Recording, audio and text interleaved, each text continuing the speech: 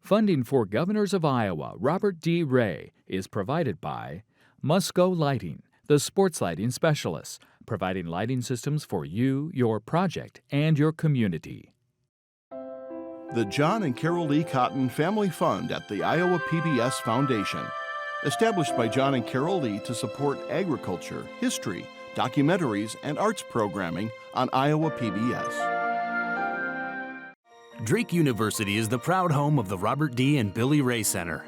The Ray Center at Drake University emphasizes civility, character development, and ethical leadership. We celebrate Governor Ray's influence on Iowa and the world.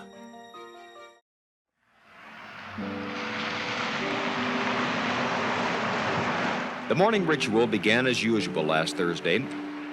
Robert Ray finished reading the paper in the front seat of the governor's chauffeur-driven limousine, stepped out, and walked through the private entrance to his office, where he would tell reporters that after 14 years, the ritual would end in 1983. He wants a change. I will not seek the governorship in 1982.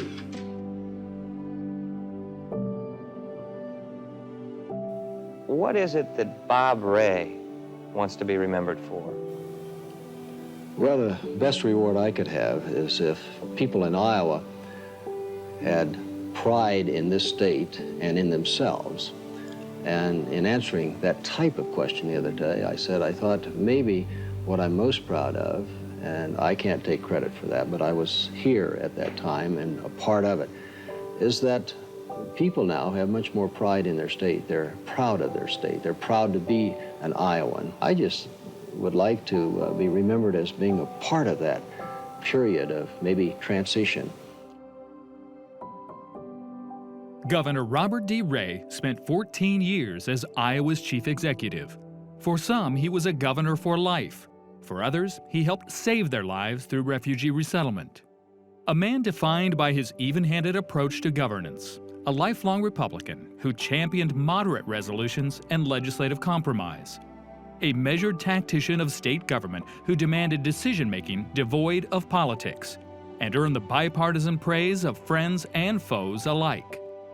Robert Ray changed the perception of Iowa for decades to come and left a legacy spanning future generations.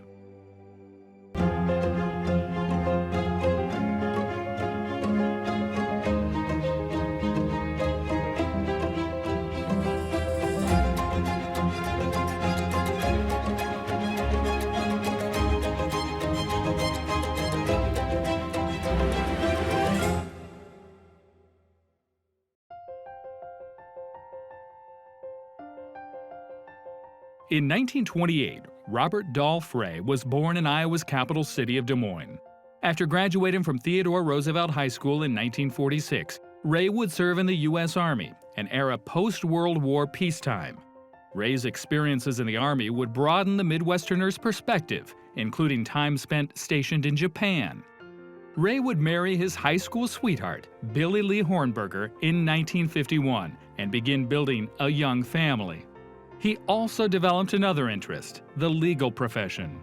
After graduating from Drake University with a law degree in 1954, the young Iowan would build a private legal practice. But an itch for politics was not far behind. Robert Ray was a steadfast, mainstream, center-right Republican. He never varied. Keep in mind that he ran for two offices in the 1950s as a young man. He ran for state representative and ran for Polk County attorney, and he lost. So he decided the way for a political future, if he was to have one, was through the party. County chair, district chair, state chair. Bob Ray became Republican state chairman in 1963. The next year, he would venture to San Francisco, California, representing Iowans at the Republican National Convention. Robert Ray's political orthodoxy was forever changed by the 1964 presidential campaign. Ray was the youthful chairman of the Republican Party of Iowa. In the face of a popular Democratic President Lyndon Baines Johnson, Ray believed he should represent his constituents back in Iowa that desire a moderate approach within the Republican Party, especially in the face of potential conservative nominee Barry Goldwater. Ray would take his advocacy for moderation to the floor of the Republican National Convention. Bob Ray was a Republican moderate, and there were a lot of people in the Republican Party who were more conservative. He was opposed to the death penalty. He was pro-choice. Now, this was before Roe, so it was a different era on the abortion issue. His name was Robert Ray. He was 35 years old, chairman of the Republican Party in the state of Iowa. For Bob Ray, the issues at San Francisco were clear-cut, and so was his responsibility. I mean, I feel my job here is to represent not just my own views, but those of the others, the people in the party back home who made me a delegate. Now, according to the polls, 60% of Iowa Republicans are what you might call moderates. They don't favor Goldwater. They'd prefer to have somebody else to vote for, and I can't ignore that. Publicly, Bob Ray was non-committal. Privately, his decision was made. He would vote for William Scranton. Before the official count of convention votes, Ray would watch friend and fellow Republican Nelson Rockefeller ascend the podium. Moderates within the party in 1964 were concerned by the growing power of what they deemed a conspiracy-prone far-right-wing John Birch society from taking hold of the party platform. To lead the attack for the First Amendment, condemning the extreme right-wing Birch Society, came Nelson Rockefeller. There is no place in the Republican Party for such hawkers of hate, such purveyors of prejudice.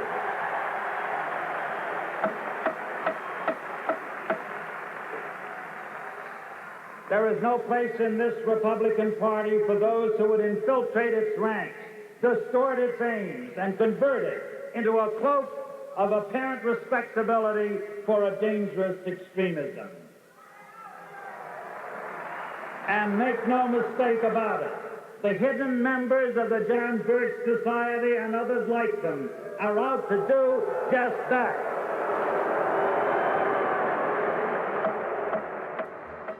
On the convention floor, Iowa Party Chairman and Convention Delegate Robert Ray anxiously awaited the delegate count. Iowa, 24 votes.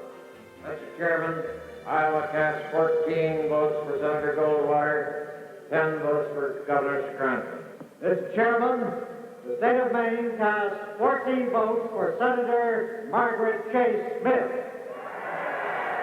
87 votes for Rockefeller, 5 votes for Goldwater. 57 votes for Senator Goldwater.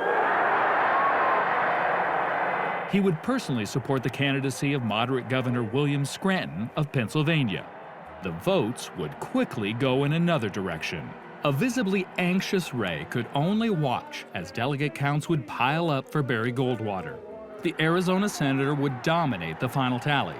Ray would watch his moderate choice candidate concede, and he braced for the potential fallout. United and determined, we will go forward together, dedicated to the ultimate and undeniable greatness of the whole man. Together we will win.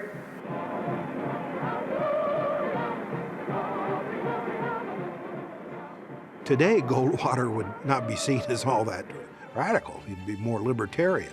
But at the time, he was seen as dangerous, as reckless, as scary. And this set the stage for Democrats to win elections because voters were going in all over the country, not just here, and voting straight for Democrats because they were so concerned about what Barry Goldwater might do. And in fairness, he was running an awful bad time. Lyndon Johnson still had just become president after President Kennedy's assassination, and there was still something of a halo around Johnson. And in 1964, the Republican Party got crashed and trashed in the Goldwater-Hughes landslide. And the party was devastated. And Ray was the young state chairman who brought it back, and he had a lot to do with the huge gains Republicans made in 1966, better management of the party, better targeting. It helped that it was the cycle after a landslide, and the pendulum always turns back. But he was seen as somebody who was instrumental in bringing the Iowa Republican Party into the 20th century, campaign-wise and tactically and strategically. And that and got him around the state a lot. After helping Republicans win 88 state legislative seats and 3 new congressional seats, a rejuvenated Ray had his footing and was ready to pounce at the next political opportunity. A Democratic juggernaut, current 3-term Governor Harold Hughes was leaving his role as Iowa's chief executive and running for the U.S. Senate. Ray would jump into the 1968 governor's race, needing a little luck to win the Republican primary. The Des Moines lawyer would be up against 2 more rural conservatives. It was a 3-way primary.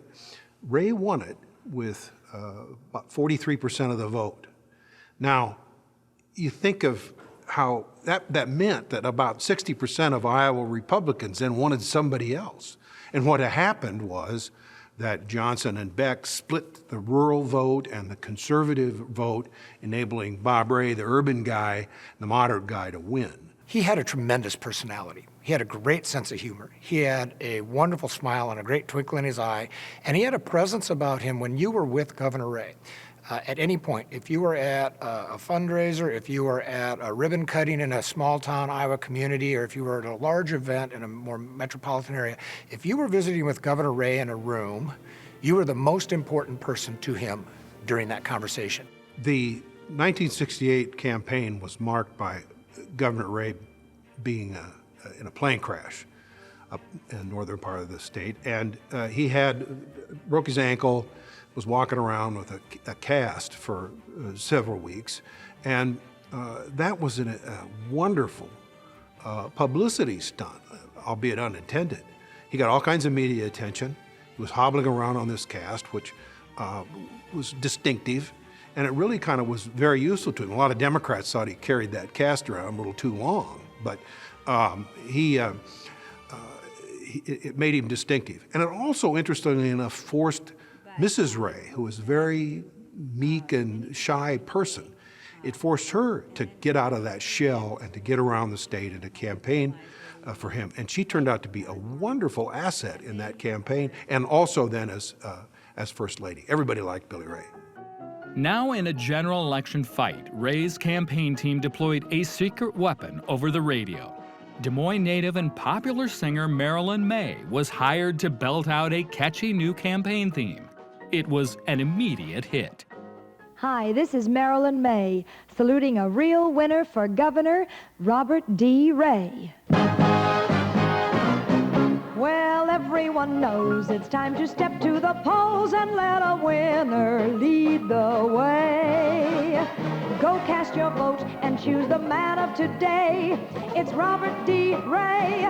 Now Iowa is saying he is the best. Yes, he'll pass every test. Elect him governor and see. Yes, now is the time. Choose a man in his prime. He'll make Iowa climb. You'll agree. On election day, vote for Robert D. Ray and let a leader show the way. From the beginning of the campaign, I have found that it just meant work about 18 to 20 hours a day. And this is literally true, even though it sounds like a person has to have more than 4 hours sleep a night, but during the campaign it would be possible to sleep in the car, and we were on the go constantly. No matter how busy I was, no matter how often I'd have to go back to the office or I'd have to go to a meeting, I would always try to at least be home for dinner so I'd spend some time with my children. Iowans would step to the polls and give Robert D. Ray a solid victory, making him Iowa's 38th governor. He would immediately begin setting the stage for a task he held in high regard: governance. It is a tremendous responsibility, Fred, as you all know, when you have nearly 3 million people that you will be representing. But at the same time, it's a tremendous challenge, and that challenge affords you, I think, the impetus to want to go forward and want to find answers to the many problems that face our state. And I really look forward to it, and I think it's wise to just always keep in mind that I'm not going to be doing this alone. I'm going to have lots of good help and a lot of people that really want to see Iowa advance and be progressive and find solutions to our many problems. Ray may not have known in 1969 that this was only the beginning of 5 terms as governor. His agenda would pick up from previous Governor Harold Hughes in attempting to modernize state government and drag an outdated bureaucracy into the 20th century. In 1969, as he came into the governorship, he commissioned a study to take a look at state governance and what could be done. It's a fascinating booklet that breaks down every organization of state governance with its prior organizational chart and with a new organizational chart. And it was very quintessential Governor Ray in the sense that he brought 40 or more people together to do the deep dive and the assessment of that and to make recommendations.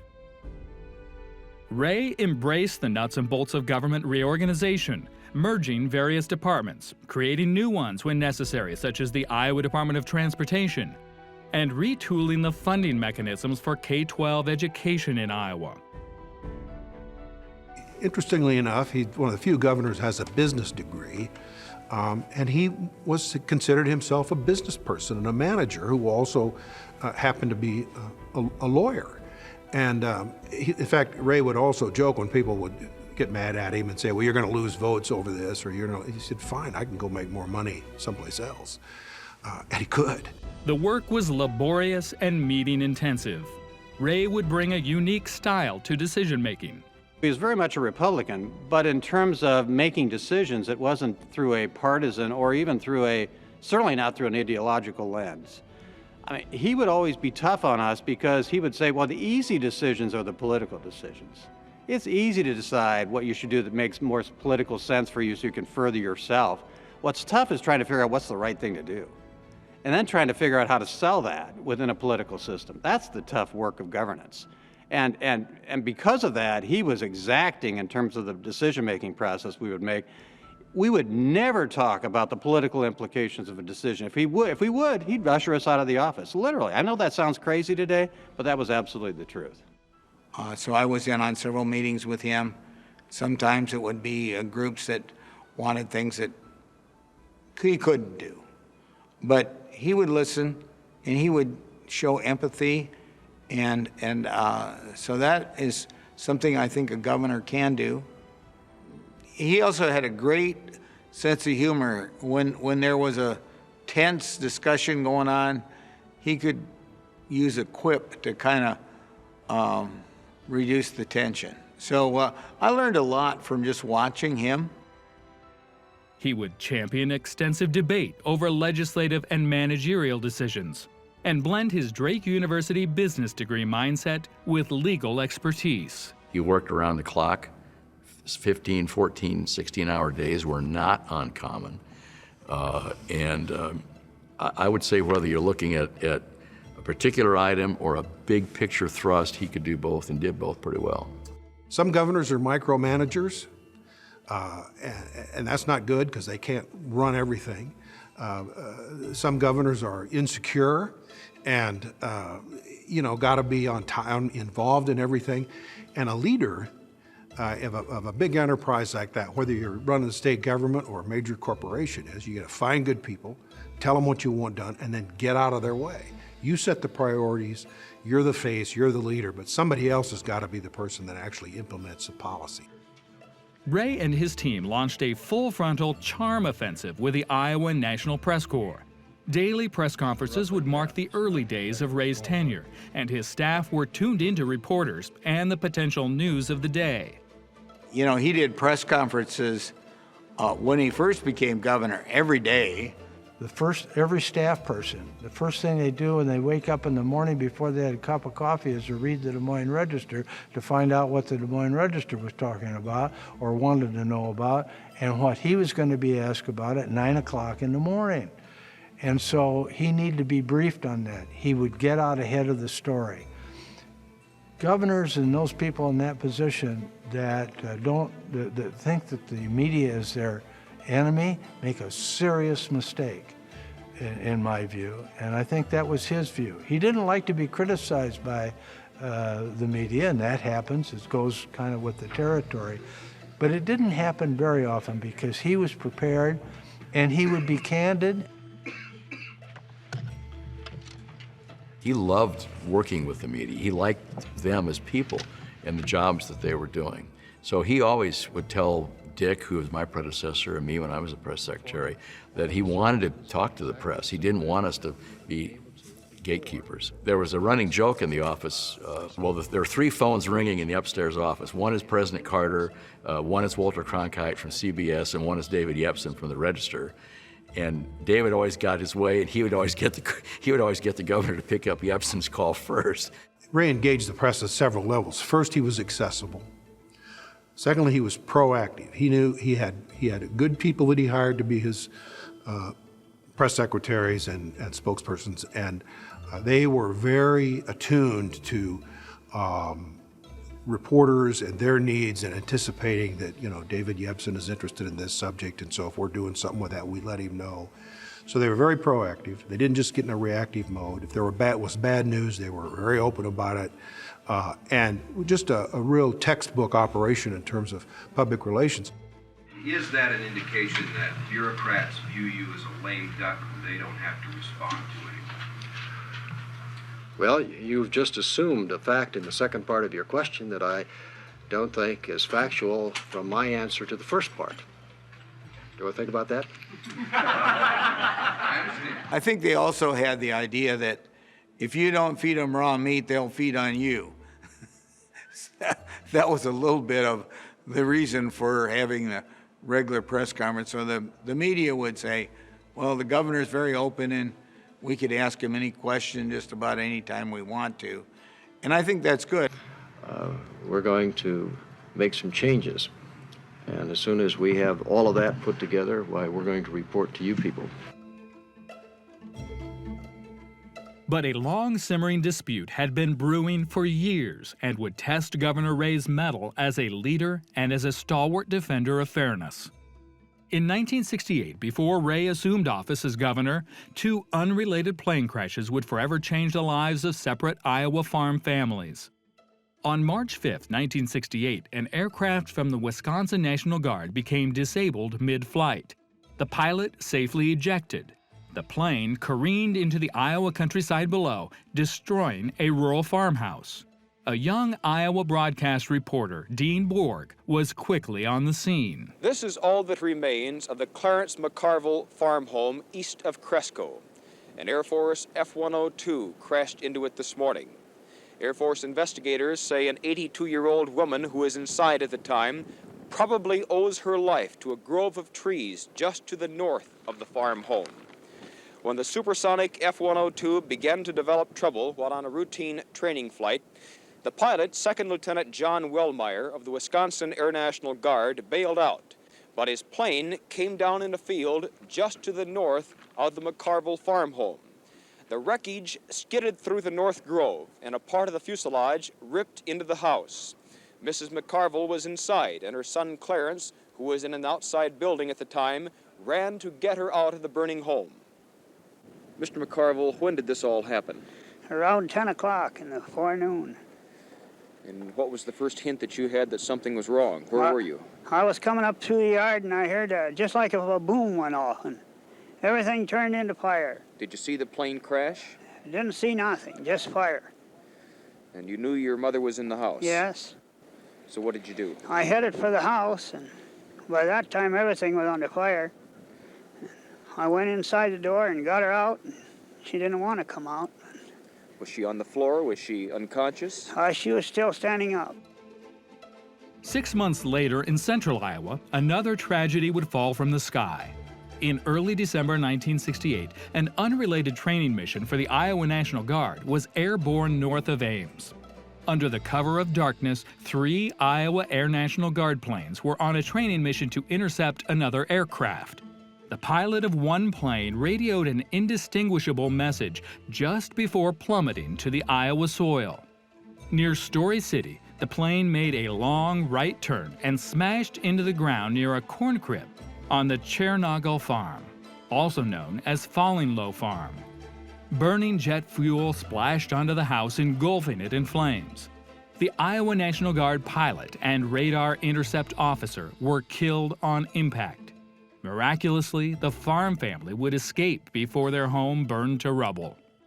In the ensuing months, the Chernobyl family patriarch would pass away, and the family would plead for compensation from authorities to pay for rebuilding their farmhouse. The Guard missions were national in scope, training exercises for a Cold War era. Iowa officials eventually demanded the federal government should pay for damages in Story City and Cresco. The Pentagon, in maybe somewhat predictable fashion, just sort of disclaimed any interest in solving the problem. And the governor worked through the adjutant general at Camp Dodge, worked with people, Pentagon, may have called the White House, and it was not being resolved. Months and months and months, and a year or more goes by, and there's no resolution, including one farm family who lost everything. Ray believed the Nixon administration was slow-walking efforts to make these Iowa families whole. 4 years later, the federal government still had not paid those people.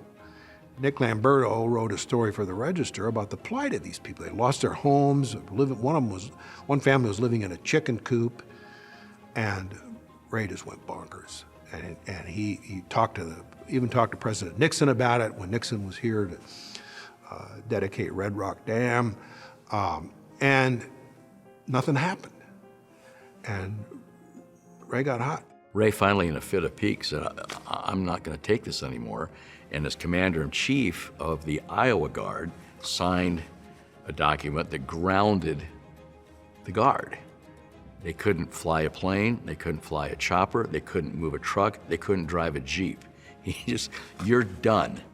Iowa Governor Robert Ray said he was fed up with all the delays, which he said was a bad case of government buck-passing. He ordered all methods of transportation of the state's Air and Army National Guard units grounded. The order put nearly 1,700 vehicles out of business. But the daring move worked, and less than 24 hours later, the Air Force dropped their opposition to the claim. It was drastic action, and I intended it to be, because if that's what it takes to get the federal government to realize they have a responsibility to people in this country, then I was willing to do that. After all, they're there to protect our people, not destroy them. The effect of that was Ray's stock as a governor shot through the roof. I think of the Ray era as before he grounded the Guard planes and afterwards, because early in his term, he had a little rough going, trouble with the conservatives, didn't get, almost got beat in 1970. But when this was done in the mid-70s, Ray never had to worry about getting reelected. He was sent into a political stratosphere he never came down from.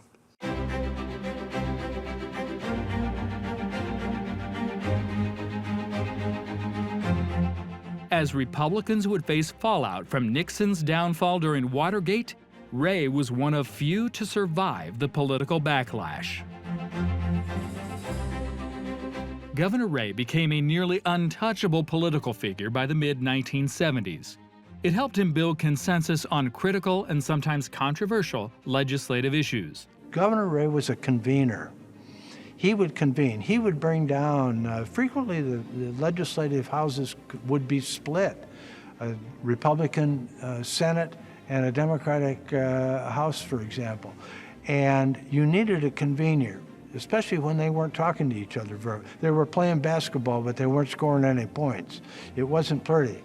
Governor Ray was always the diplomat that explained to people what was the art of the possible and what wasn't. Governor Ray was a consummate ping pong player, very good, and he was very competitive and didn't like to lose. But he had a ping pong table in the basement of the Capitol for 14 years. And he used it to relieve stress with his staff, but he also used it as a way to build relationship with state legislators. He'd have them come down and they'd play ping pong together by the rules of ping pong, but also the other rule that they played by was you could not talk about state budget, state policy, executive departments, politics. You could talk about your family, your life experiences, where you like to vacation, what your hobbies were. He used it as a way to connect with people. As state employees threatened to strike without broad improvements in wages and benefits, Ray helped craft a legislative compromise, creating a collective bargaining process for decades to come. And what some describe as an essential Bob Ray bill focused on environmental cleanup, later known as the Bottle Bill. One of his legacies was the Bottle Bill. That was something that, and I was a sponsor of that. I lived on the Minnesota border, and Yeah, on Saturday nights, we'd have all kinds of cans and bottles thrown out. So you go into church on Sunday morning, you'd see broken bottles and everything, and of course in the parks and everything. So I think that's one of the things that he was really proud of. Crafted after similar legislation in Oregon, the simple yet effective bottle bill required deposits and publicly convenient return mechanisms at grocery stores. Ray was particularly proud to see its implementation and eventual impact on cleaning up Iowa's roadways, ditches, and public parks from excessive litter. The mid-1970s was a time of transition for two key aspects of the Iowa governorship. The state constitution was changed to make the 2-year term a full 4-year term. And the donation of Terrace Hill Mansion to the state of Iowa, it became the home of Iowa governors for generations to come. I think that a governor who's had the numbers of years' experience that I have can do a great many of the necessary things much quicker, much easier because of that experience. Secondly, I am not faced with the repeated campaign that I have been previously when I had 2-year terms. And thirdly, I'm blessed with some good people in state government, and particularly an office staff that is very much on top of things. Ray would become chairman of the National Governors Conference and further develop a close friendship with President Gerald Ford. Meeting together in the Oval Office in Washington or the governor's office in Des Moines, Ford and Ray were like-minded Republicans. Ray's interest in international affairs would bolster their relationship and lead to a defining legacy of the Iowa governor's life. As America retreated from the war in Vietnam and Saigon fell to the North Vietnamese in 1975, a flood of refugees would fan out across Southeast Asia. One group, known as the Thai Dam, would flee Vietnam to Laos and later seek refuge in America as they escaped the brutal communist regimes consolidating power in Southeast Asia. Their story kickstarted Governor Ray's most pivotal legacy, welcoming refugees to Iowa. It starts with the Thai Dam relocation, where they'd already been relocated out of Vietnam and Laos, Thailand, and then were in the United States, and they petitioned every one of the 50 governors to please allow them to come to their state as a group. But the Thai Dam were going to be scattered all over. And they had their own distinct religion, their culture, their religious beliefs, their kinship. And they said, oh, all of that's going to be lost for us because there are not many of us and we're going to be scattered all around and we won't be able to keep any of this intact. So they wrote letters to all the American governors. They had help from a man named Arthur Crisfield. Well, my first introduction to the Thai Dam was a letter that came from a man by the name of Crisfield, and he had been a government employee and was working in that part of the world, and he knew about the Thai Dam and he wanted to help them. A good-hearted individual, a very smart person. So I responded thinking maybe we could do that. And to my amazement, I was the only governor who responded. A U.S. State Department policy would put the brakes on Ray's plan until he went back to the White House and President Ford. Then there was a glitch, there was a problem, and that was the State Department had a policy that refugees could not be relocated in a group in any one community. And there was logic to that because, you know, you can't just dump a lot of people in a community and think what that would do to schools when they couldn't speak the language and what have you. So I understood that, but I thought there was a good reason for the exception. And so I worked with the State Department and the White House, and I remember making the trip to talk to Henry Kissinger and then to Jerry Ford, and in the final analysis, they agreed and they made the exception. We're welcoming people, we're open-minded people, we're honest people, we're good people. We have a heart. And so Iowa did its part and led the nation. Last fall, 633 Thai Dam refugees flew into the Des Moines airport from their resettlement camp in Fort Chaffee, Arkansas. Iowa had offered the Thai Dam a home. They came seeking a new life in a complex society, very different from the one they had known. To preserve this culture and closeness, Iowa has offered a home to all tie-down refugees who have come to America. Now, where are you going to live? Sponsor. Where do they live? Denison. Denison, oh yes. What we thought of America is the country of full of richness. When you talk especially for the Southeast Asian, we consider him as the, I hate to say, but almost our God, you know, the savior. Especially the tie-down population, who would have the courage to ask the president to take all the tie-down to the state of Iowa at the time, 1,500 of them. The welcoming of tie-down to Iowa would become only the first chapter of Ray's relationship with refugee policy. In the late 1970s, Southeast Asian populations would suffer terrible treatment across Vietnam, Laos, and Cambodia, including torture, starvation, and mass murder. This included South Vietnamese that had worked for or sympathized with the previous American war effort. When I was growing up, I didn't realize that I lived in a system that was oppressions, again, the South Vietnamese, and then people who work for Americans and work for the South Vietnam government. So, it was a tough time. Across the globe in Iowa, Governor Ray would watch television reports of so-called boat people fleeing for their lives. Their journey outside of Vietnam was not without its own dangers. After all these torture, rape from Thai local fishermen, and from pirates. So there's a lot of things that we pay for our freedom. So if you ask me why did I leave Vietnam, that's what it was. If you look at the map, how the boat people have escaped from Vietnam at the time, you could have seen so many directions.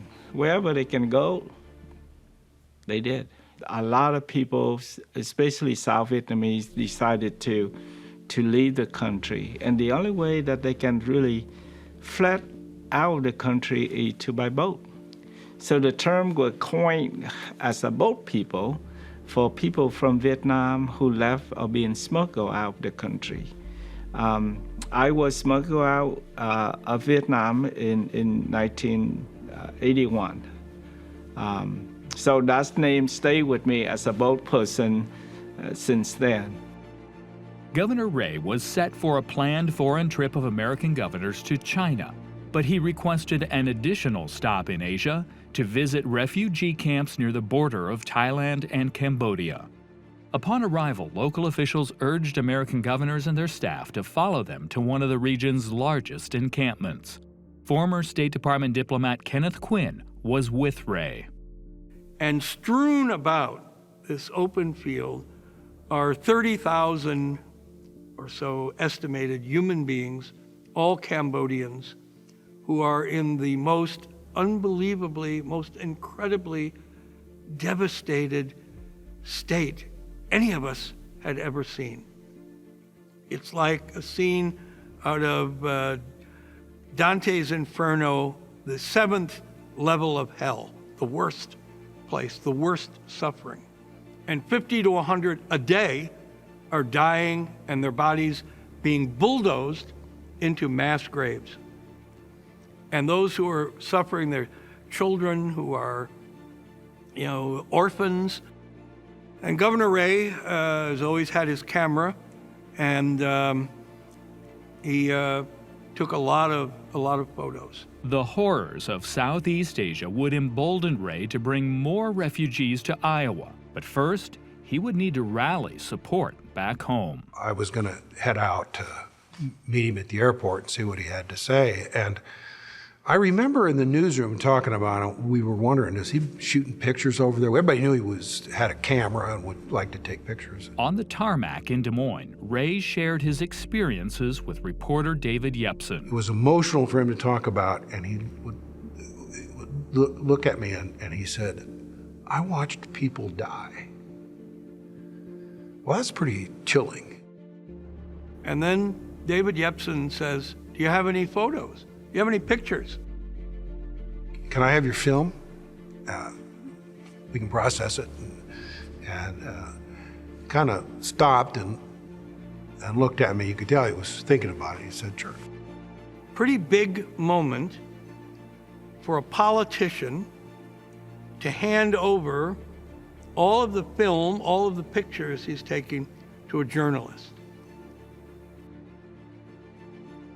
Yeah, and even today I remember that as a powerful moment that really had struck him and moved him to continue acting to help these refugees.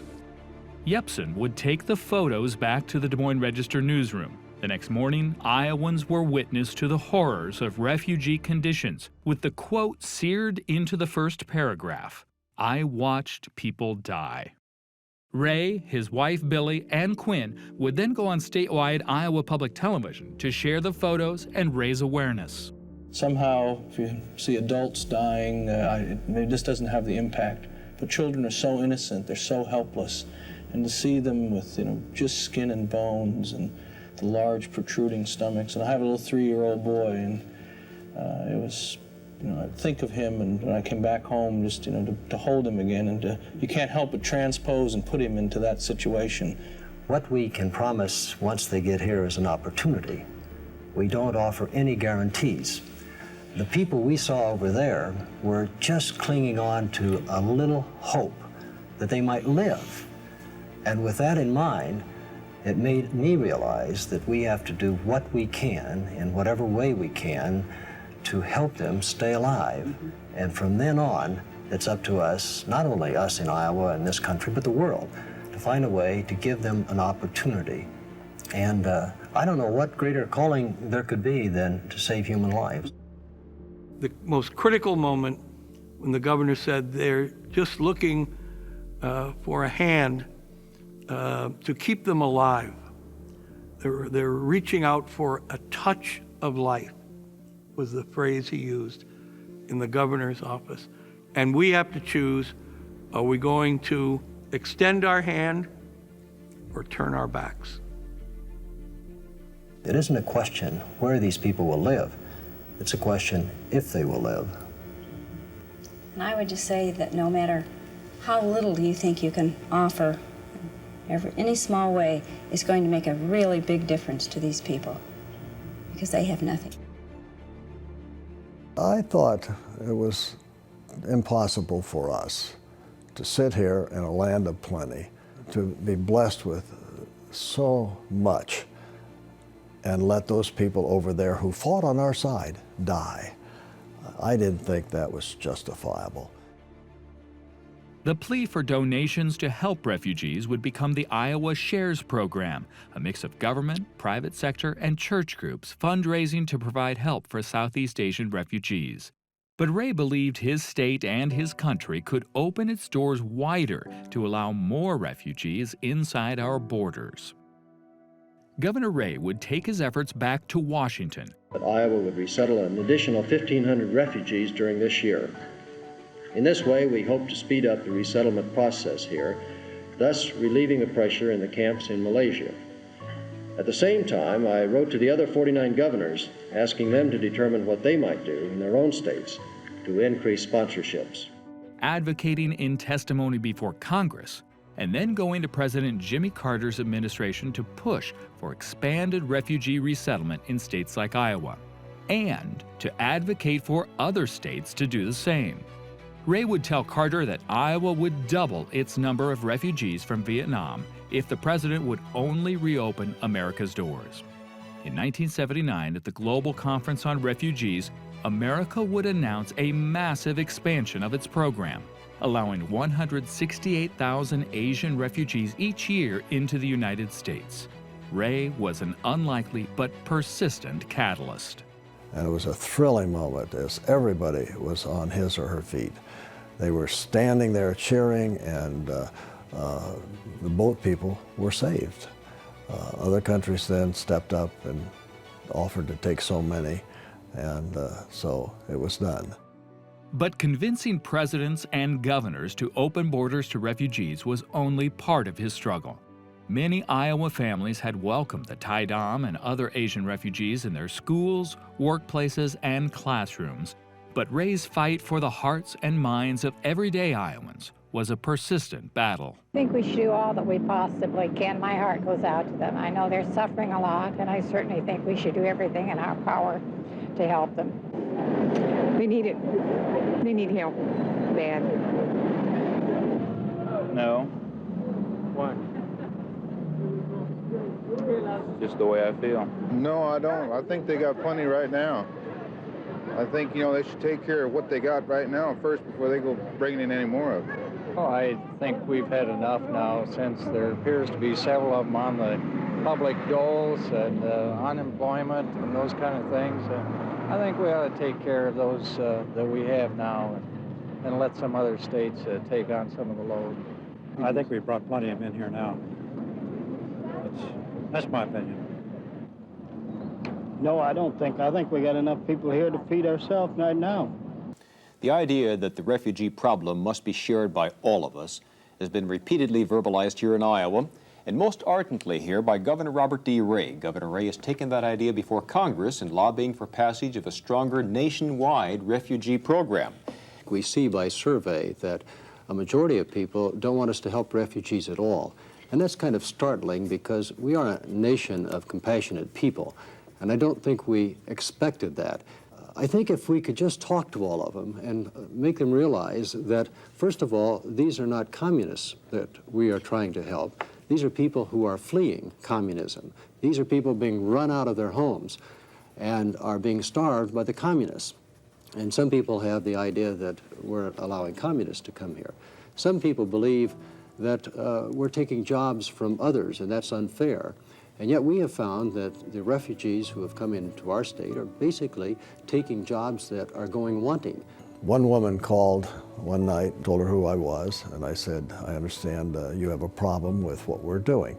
And she said, yes. She said, how can you possibly bring those foreigners over here and give them our good jobs? Knowing what this call was about, I had staff go through the Des Moines Register and count the number of ads for employment. And I said, I don't know how many, there were 400 or some. I said, I'll make you a deal. You go out and get one of those jobs before any of these people show up in Iowa.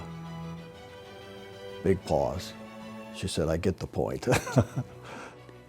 Every ethnic coming to Iowa, we are all different. We come with different background, from economic background, educational background, family background. Every ethnic group that I have seen in the last 35 years of my work, we are all different. So each of our ethnic group have different way to adjust the new life in America, especially in Iowa. Some of us are doing quite well. Some of us are still struggling after years and years. Throughout American history, we've had these controversies over newcomers, people coming here, fleeing crises, hunger, kings and dictators, and it always comes with a pushback from those who are here worried about somebody else coming in. And yet, as we go along, a generation or so later, it's no big deal. We're a stir-fry country of people, but there is controversy constantly about immigration, and there has been all throughout American history.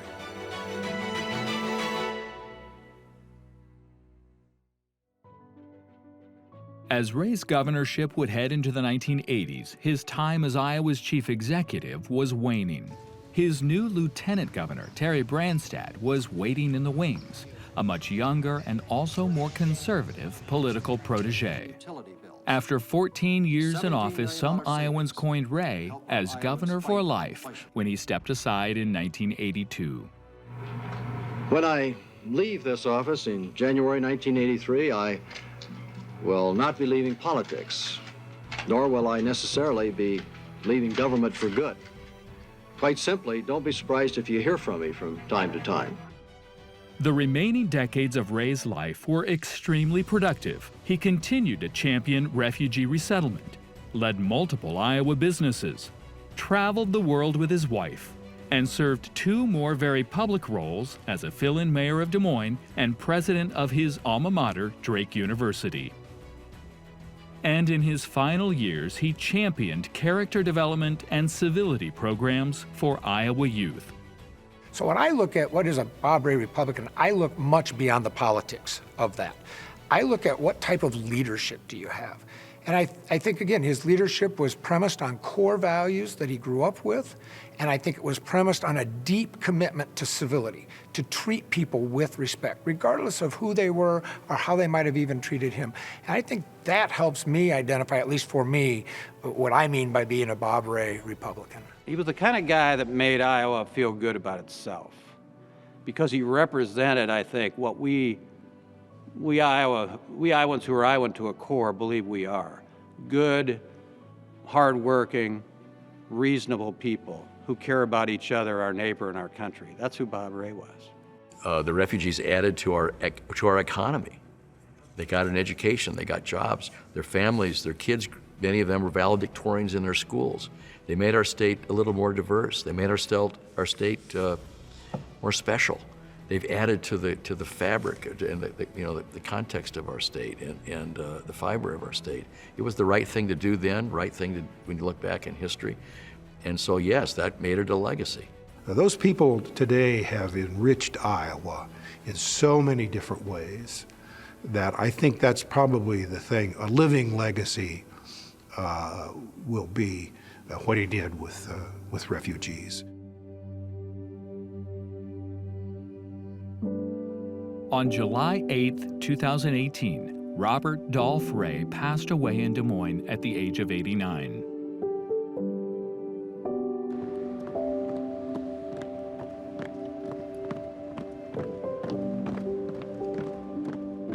He would lie in state in Iowa's Capitol Rotunda.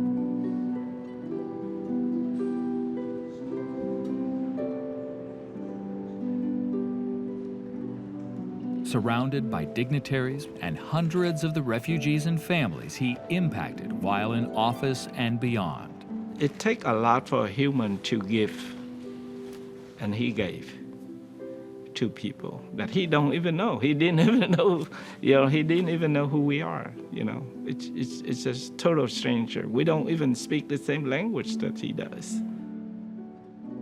I thought that we lost hope, but with that, it gives us more hope and continue to do the work that we do to make sure that his legacy continue on. So it's up to us, the next generation, to do that.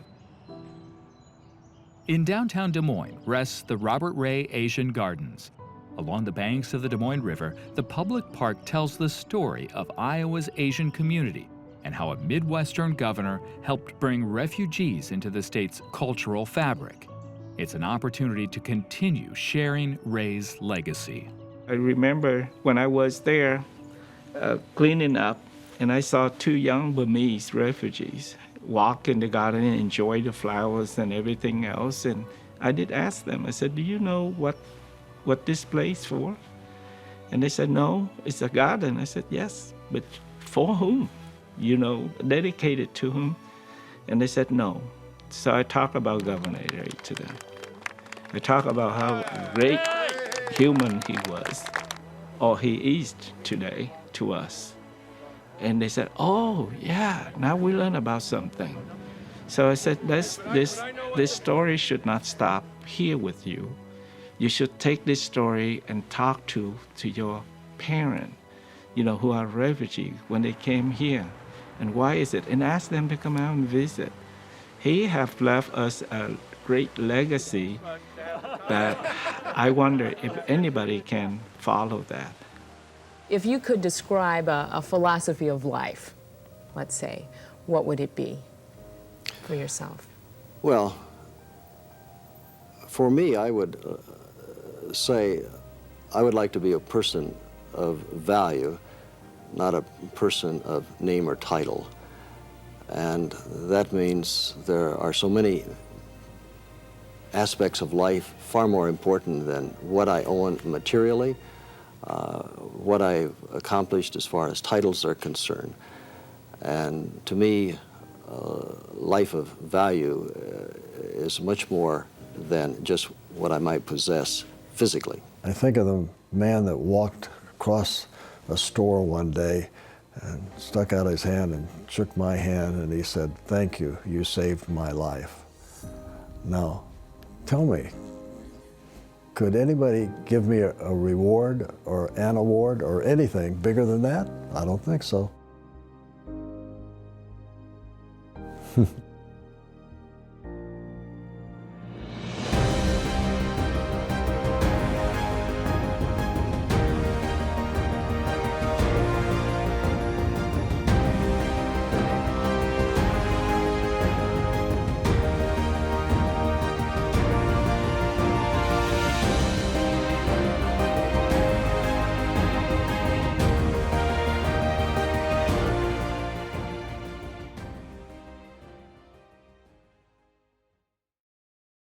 Funding for Governors of Iowa Robert D. Ray is provided by Musco Lighting, the sports lighting specialists, providing lighting systems for you, your project, and your community. The John and Carol Lee Cotton Family Fund at the Iowa PBS Foundation, established by John and Carol Lee to support agriculture, history, documentaries, and arts programming on Iowa PBS. Drake University is the proud home of the Robert D. and Billy Ray Center. The Ray Center at Drake University emphasizes civility, character development, and ethical leadership. We celebrate Governor Ray's influence on Iowa and the world.